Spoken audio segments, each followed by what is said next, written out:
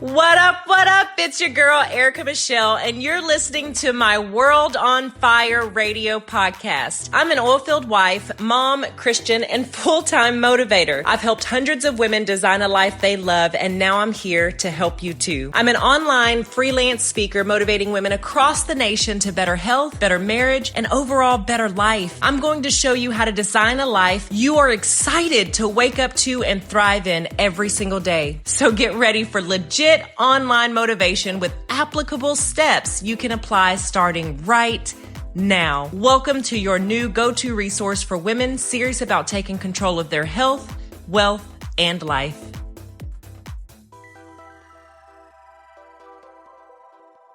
What up, what up, what up, World on Fire? Happy Fired Up Monday. Excited as ever, but y'all, at the same time, I'm a little bit nervous. You know how life can be going in a certain direction and you're feeling good and you're thriving and this is the place you want to be and you're excited for what the future holds, and then all of a sudden life is like, swerve! And you're like, wait a minute, something doesn't feel right. Something's tugging at you. Something's getting at you in your heart saying, this is not the direction I want you to go. And if you're a Christian, you're going to recognize this as God's voice and Him letting you know that this is not the will I have for your life. This isn't the purpose that I have for your life. And sometimes in life, we are required to change direction. And it is hard. I don't know about y'all, but it's hard. Number one, I'm the type of person, I don't like change, right? But I'm starting to embrace and envelop that change and roll with it. And I want to encourage you guys to do the same things, because a lot of people are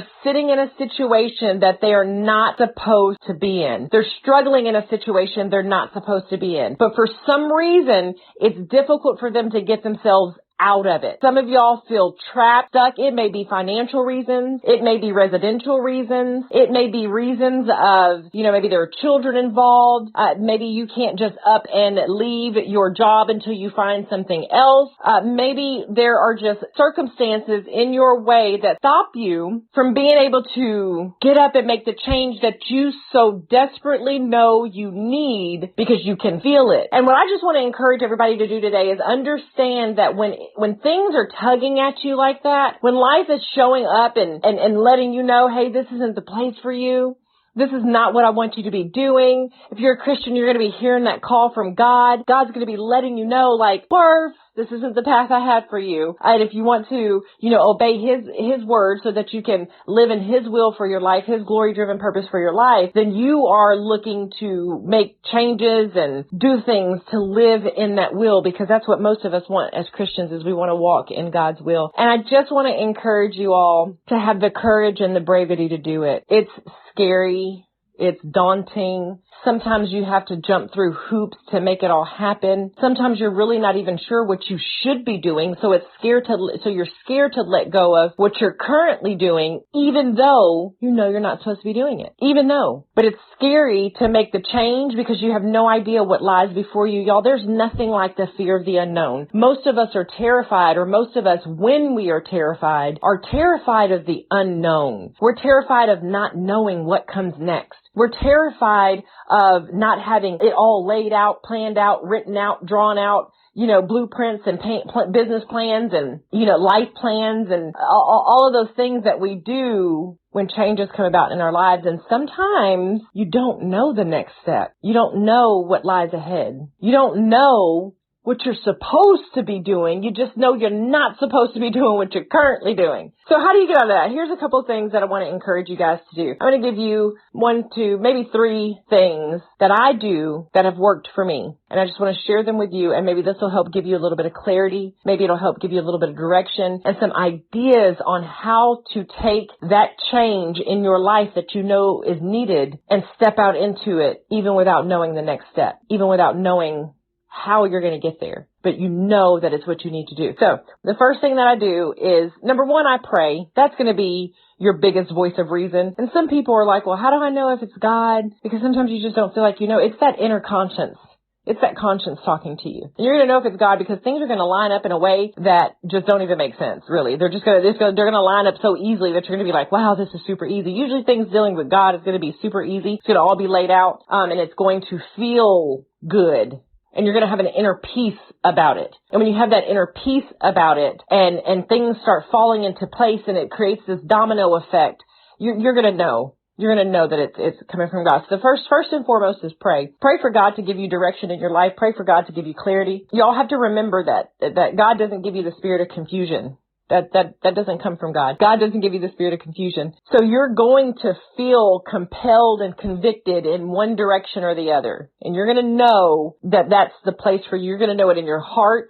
Your head might be a different story because your head is going to start trying to convince you of some things. Your head is going to start saying, but what about, but maybe, well, I don't know. It'll start coming up with those ideas of confusion and maybes and what ifs and maybe not and I don't know, and all that fear starts creeping in and things of that sort. So pray and ask God to give you clarity and direction. Pray for God to give you such a strong conviction that you know without a doubt that it is Him leading you and guiding you into the place that He sees fit for your life and His will in your life.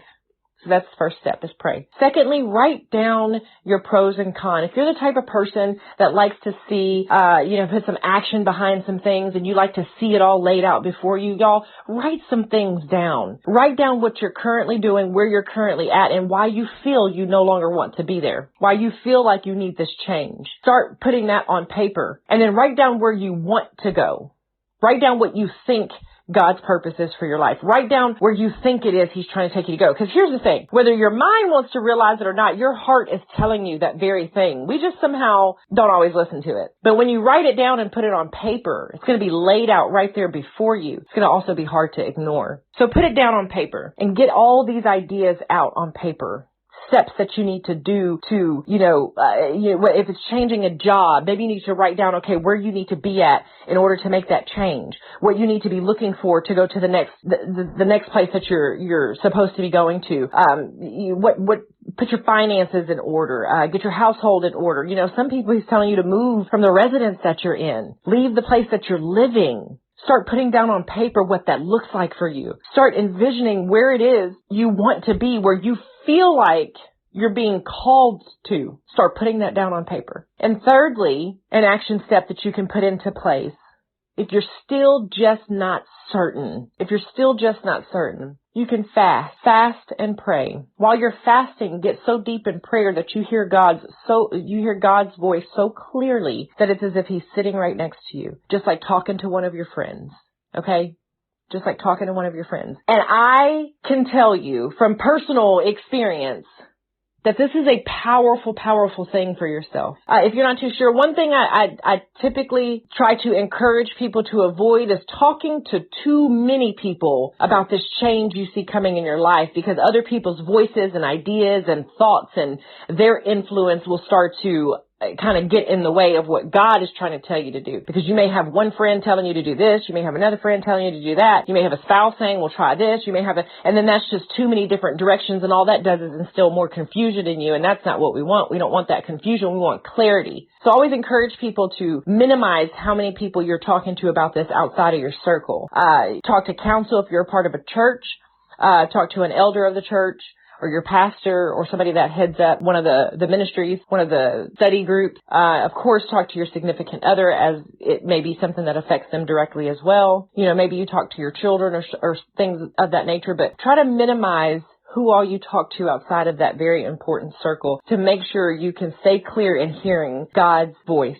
And when you can get that quiet and that calm and that stillness, you come to that place to where you're like, that's it. And then you get that clarity. You get that conviction. You have the action steps behind it for what you need to do to make this change in your life. And then you have this confidence that comes with it, because you know without a shadow of a doubt that this is the direction God is moving you in your life. What I want to share with you guys about changing directions in your life when it's not something you were expecting. Maybe it kind of just knocks the wind out of you. Like a thought just comes to you just out of nowhere and you're like, it literally knocks the wind out of you. And you're just like, what was I thinking? And it's scary when you have that revelation and you get that gut punch of, nope, that's not what I want you to do. We're going to go over here. And you want to fight against it. You want to toss it away. You want to be like, no way, no way, no way. I just started this thing here. Now you're telling me this isn't what I was supposed to do. It is a real